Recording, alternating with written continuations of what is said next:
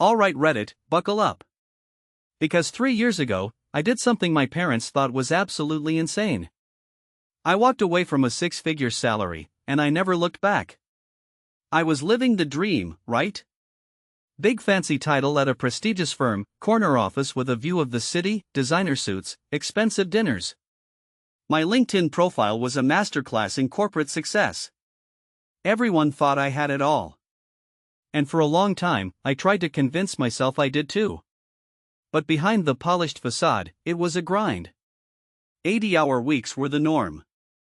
My phone was glued to my hand, constantly buzzing with emails and urgent calls, even at 2 a.m.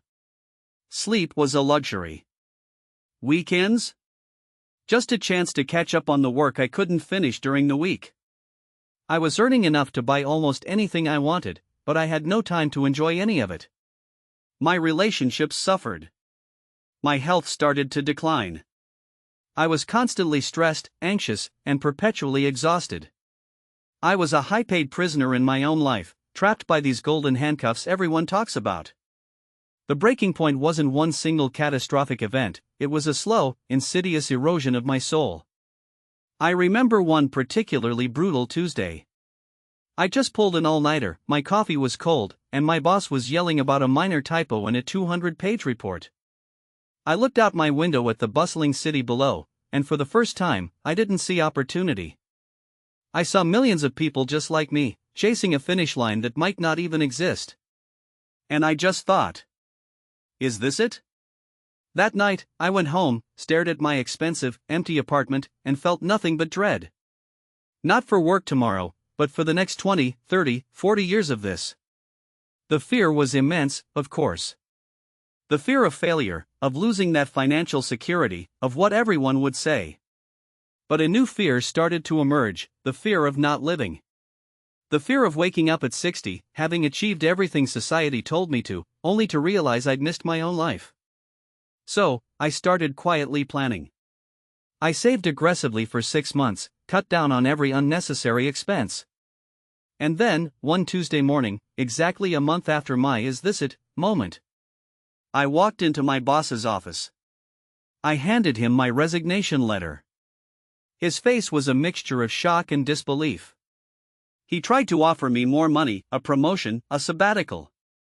He just couldn't comprehend why someone would willingly walk away from this. And for a moment, even I wavered. All those years of conditioning, the societal pressure, it hit me hard. But then I remembered that cold coffee, that empty dread. And I just smiled. I told him, "Thank you for the offer, but my decision is final." Walking out of that office building for the last time felt surreal. It was like shedding a heavy, expensive skin. The air felt cleaner, the sky brighter, or maybe that was just me. The first few months were terrifying. The adrenaline wore off, and reality set in. I was unemployed. My friends and family were concerned, some openly disapproving. "What are you going to do now? Are you crazy?" I spent time reconnecting with myself.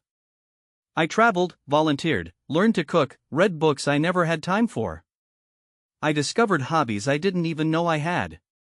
I started a small online business, something completely unrelated to my previous career, driven purely by passion. It wasn't easy. There were lean months. I downsized my apartment, stopped buying designer anything. But for the first time in years, I felt alive. I was working fewer hours, earning significantly less, but my quality of life skyrocketed. 3 years later, my bank account isn't what it used to be. But my spirit? My relationships? My health? They're richer than I ever imagined possible. I wake up every day excited, not dreading the clock. I'm building something I truly care about. So, to anyone out there feeling those golden handcuffs tightening, know this. It's scary. It's incredibly scary.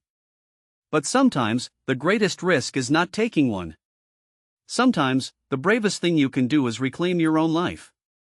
I quit my 6-figure job, and I never, ever looked back. And I wouldn't trade the peace and freedom I have now for all the corner offices in the world.